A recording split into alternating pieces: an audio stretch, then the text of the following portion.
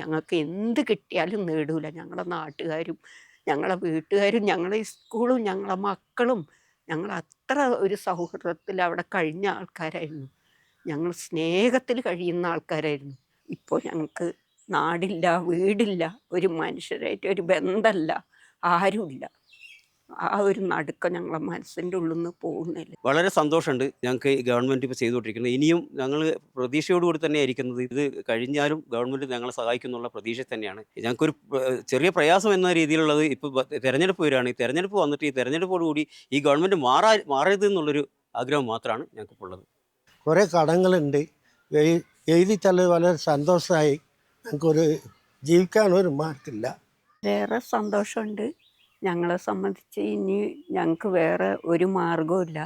ഇപ്പോൾ സർക്കാർ തരുന്നതുകൊണ്ട് ഞങ്ങളങ്ങനെ ജീവിച്ചു പോന്ന്.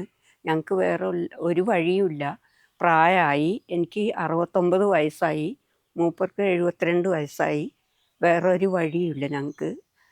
അവിടെയൊക്കെ എന്ന് പറയുമ്പോൾ നമുക്ക് എന്തെങ്കിലും ജോലികളുണ്ടായി, തൊഴിലുറപ്പുണ്ടായി, എല്ലാം ഉണ്ടായി. പക്ഷെ സർക്കാരിൻ്റെ ഈ 9,000 രൂപയും പെൻഷനും എല്ലാം കിട്ടുന്നതുകൊണ്ട് ഞങ്ങൾ ജീവിച്ചു പോകുന്നുണ്ട്. സർക്കാർ എന്നും ഞങ്ങളെ കൂടെ ഉണ്ട് എന്നുള്ള വിശ്വാസമുണ്ട് ഞങ്ങൾക്ക്. അത്രേ പറയാനുള്ളൂ. ഞങ്ങൾക്ക് വിഷമമാണ്, ഇപ്പോഴും ഞമ്മക്ക് വിഷമം തന്നെയാണ്. അന്ന് ഭയങ്കരമായ ഒരു ഭീകരമായ സൗണ്ടായിരുന്നു കേട്ടത്. അപ്പോൾ ഞങ്ങൾ പുറത്തിറങ്ങി നോക്കിയപ്പോൾ പക്ഷെ കാണുന്നില്ല. തെങ്ങിൻ്റെ മുകളിലും മരത്തിൻ്റെ മുകളിലൊക്കെ വെള്ളം കയറിയിട്ട് കറങ്ങുന്നതാണ് കാണുന്നത്. പിന്നെ ഈ ഹെലികോപ്റ്ററിൻ്റെ ഒരു സൗണ്ടും, പിന്നെ വീടുകളൊക്കെ എല്ലാ വീടുകളും ഇങ്ങനെ നമ്മൾ ടോർച്ച് അടിച്ച് നോക്കുമ്പോൾ അടുത്തടുത്ത് വീടുകളാണ്. ഈ വീടുകളൊക്കെ കുലുങ്ങുന്നതായിട്ടും കാണുന്നു. അപ്പോൾ നമ്മൾക്ക് എന്താ ചെയ്യേണ്ടത്, എങ്ങോട്ടാണ് പോകേണ്ടതെന്നൊന്നും അറിയില്ല. പക്ഷെ നമ്മളെ വിളിക്കുന്നവരൊന്നും നമുക്ക് കേൾക്കുന്നില്ല. ഈ ഒരു സൗണ്ട് കാരണം കേൾക്കുന്നില്ല. അപ്പോൾ പല അടുത്തുള്ള വീടുകളിലുള്ള വണ്ടികളും പോസ്റ്റുകളും പാറകളെന്ന് പറഞ്ഞാൽ നമ്മളെ ഈ വീടിനെങ്ങായും വലിയ വലിയ പാറയാണ്. അത്രയും വലിയ പാറകളും എല്ലാം അങ്ങനെ വന്ന് നിരന്ന് കിടക്കുക. അപ്പോൾ ദൈവം നമ്മളെ അതിൻ്റെ ഉള്ളിൽ നിന്നൊന്ന് രക്ഷപ്പെടുത്താൻ വേണ്ടിയിട്ട് നമ്മളെ വീടപ്പോൾ ഒഴിവാക്കി തന്നതായിരിക്കും എന്ന് ഞാൻ വിശ്വസിക്കുന്നു.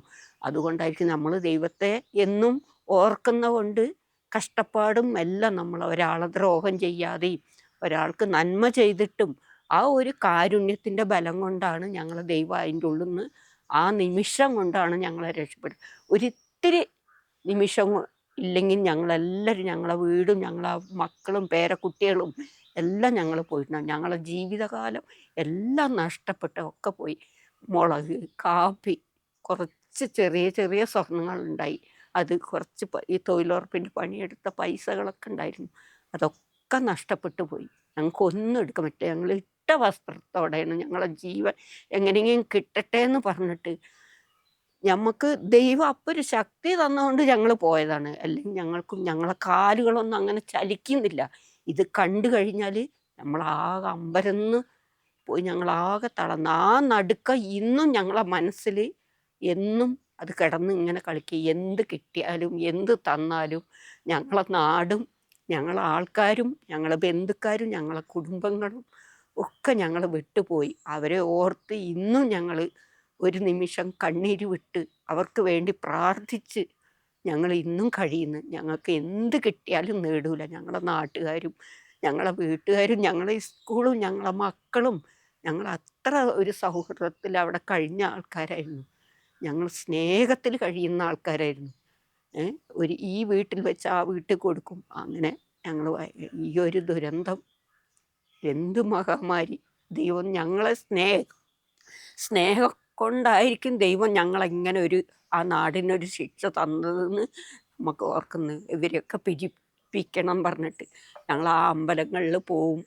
ആ പാലത്തിൻ്റെ അടുത്തുള്ള അമ്പലമൊക്കെ അവിടെ പോയി ഞങ്ങൾ എന്നും പോയി വിളക്ക് വെച്ച് എല്ലാം ചെയ്ത്, ഒരു കല്യാണ വീടായാലും ഒരു മരിപ്പ് വീടായാലും അവിടെയൊക്കെ പോയി ഞങ്ങൾ കൂട്ടായ്മയായി, തൊഴിലുറപ്പ് കൂട്ടായ്മയായി പോയി ഞങ്ങളെ കയ്യിലുള്ള പൈസകളെടുത്ത് ഞങ്ങൾ അവർക്ക് സഹായിച്ച് എല്ലാം നാട്ടിലുള്ള എല്ലാവരും ഞങ്ങൾ ഒന്നിച്ച് കൂടി അത്രയും നല്ലൊരു നാടായിരുന്നു.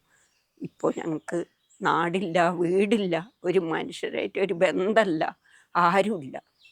ആ ഒരു നടുക്കം ഞങ്ങളെ മനസ്സിൻ്റെ ഉള്ളിൽ നിന്ന് പോകുന്നില്ല. ഞങ്ങൾക്ക് എന്ത് കിട്ടിയാലും നമ്മളെ നാടിനെ പോലെ ഒക്കൂല.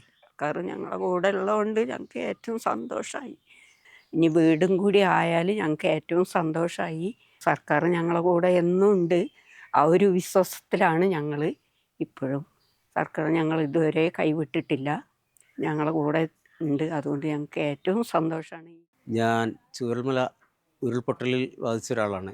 ആ ദുരന്തം ബാധിച്ച അന്നു മുതൽ ഇന്ന് ഇപ്പോൾ ജനുവരി മാസം ഇന്ന് 30 ഇതുവരെയും ഗവൺമെൻറ് എല്ലാവിധ സഹായങ്ങളും ചെയ്തുകൊണ്ടിരിക്കുന്നുണ്ട്. ഇപ്പോൾ കഴിഞ്ഞ ദിവസം 9,000 രൂപ ഡിസംബർ വരെ ഇപ്പോൾ വീണ്ടും കൊടുത്തു തുടങ്ങി. അങ്ങനെ ഗവൺമെൻറ് സഹായിക്കുന്ന എല്ലാ വിധത്തിലുള്ള സഹായവും ഞങ്ങൾ ചെയ്തുകൊണ്ടിരിക്കുന്നുണ്ട്. ഇപ്പോൾ ഞങ്ങൾക്കൊരു ഒരു ഒരു ബോണസ് കിട്ടിയ പോലെ ഒരു അനുഗ്രഹം കിട്ടിയതാണ്. ഇപ്പോൾ ഗവൺമെൻറ് ഞങ്ങളുടെ കടബാധ്യതകൾ ഇപ്പോൾ എല്ലാവരും കേന്ദ്ര സർക്കാർ ഒരു പൈസ പോലും തരാതെ ഇരുന്നിട്ട് പോലും കടബാധ്യതകളൊക്കെ സംസ്ഥാന സർക്കാർ ഏറ്റെടുത്ത് ഞങ്ങളെ സഹായിക്കുന്ന സ്ഥിതിയുണ്ട്. അവർക്ക് വളരെയേറെ നന്ദിയാണ് അതിനെക്കുറിച്ച് പറയാനുള്ളത്. അത് പറയുമ്പോൾ തന്നെ മറ്റൊന്ന്, ഈ കേന്ദ്ര സർക്കാർ ഇന്ന് വരെ ഒരു രൂപ പോലും ദുരന്തത്തിന് സഹായിക്കാൻ കഴിഞ്ഞിട്ടില്ല. അവരിപ്പോൾ കുറച്ച് പൈസ സഹായിച്ചു എന്ന് പറഞ്ഞാൽ വായ്പ നമ്മൾ കടം വാങ്ങുന്ന പോലെ വായ്പ വാങ്ങി തിരിച്ചു കൊടുക്കുന്ന ഒരു സംവിധാനം അല്ല, അതിന് വേണ്ടിയിട്ടുള്ളതല്ലാതെ വേറെ ഒരു സഹായവും കേന്ദ്ര സർക്കാർ എന്ന രീതിയിലുണ്ടായില്ല. എന്നാൽ കേരള സർക്കാർ എല്ലാ വിധത്തിലും സഹായിച്ചുകൊണ്ടിരിക്കുന്നു. ഇപ്പോൾ വീട് ഫെബ്രുവരി മാസം നമുക്ക് വീട് കൊടുക്കാൻ പോവുകയാണ്. 178ഓളം ആളുകൾക്ക് താക്കോൽദാനം ചെയ്യുന്ന ചടങ്ങ് നടക്കാൻ പോവാണ്. വളരെ സന്തോഷമുണ്ട് ഞങ്ങൾക്ക് ഈ ഗവൺമെൻറ് ഇപ്പോൾ ചെയ്തുകൊണ്ടിരിക്കുന്നത്. ഇനിയും ഞങ്ങൾ പ്രതീക്ഷയോടുകൂടി തന്നെ ഇരിക്കുന്നത്. ഈ പരിപാടി ഇത് കഴിഞ്ഞാലും ഗവൺമെൻറ് ഞങ്ങളെ സഹായിക്കുന്നുള്ള പ്രതീക്ഷ തന്നെയാണ്. ഞങ്ങൾക്കൊരു ചെറിയ പ്രയാസം എന്ന രീതിയിലുള്ളത് ഇപ്പോൾ തെരഞ്ഞെടുപ്പ് വരികയാണ്. ഈ തെരഞ്ഞെടുപ്പ് വന്നിട്ട് ഈ തെരഞ്ഞെടുപ്പോടുകൂടി ഈ ഗവൺമെൻറ് മാറരുത് എന്നുള്ളൊരു ആഗ്രഹം മാത്രമാണ് ഞങ്ങൾക്കിപ്പോൾ ഉള്ളത്. എൻ്റെ പേര് മാടസ്വാമിയാണ്. ചൂരൽമല സ്കൂൾ റോഡിലാണ് താമസിക്കുന്നത്. ഞാൻ ഫസ്റ്റ് പൊട്ടിൽ തന്നെ എൻ്റെ വീട്ടിൻ്റെ അകത്ത് 4 ആളും ഉണ്ടായി. ഞങ്ങൾ ജീവൻ രക്ഷപ്പെട്ട് ഓടി തേരി കൊണ്ട് ഞങ്ങൾ ജീവൻ രക്ഷപ്പെട്ടു, അത്ര തന്നെ. വേറെ ഒന്നും എടുക്കാൻ പറ്റിയില്ല. പൈസയൊക്കെ ഉണ്ടായി 1 ലക്ഷം റുപ്യ ലോൺ അടയ്ക്കാൻ. 1 ലക്ഷം റുപ്യേൻ്റെ ഏലം വിറ്റ ആളാണ്. ഇപ്പോൾ എല്ലാം പാറയിലും സ്ഥലങ്ങൾ 10 സെൻറ്റ് സ്ഥലമുണ്ട്. അത് നന്നാക്കി തന്നാൽ നമുക്ക് എന്തെങ്കിലും ചെയ്യാൻ പറ്റും. അങ്ങനെ കുറേ ഉണ്ട്, കുറേ കടങ്ങളുണ്ട്. എഴുതി തള്ളത് വളരെ സന്തോഷമായി. ഞങ്ങൾക്കൊരു ജീവിക്കാനൊരു മാർഗമില്ല.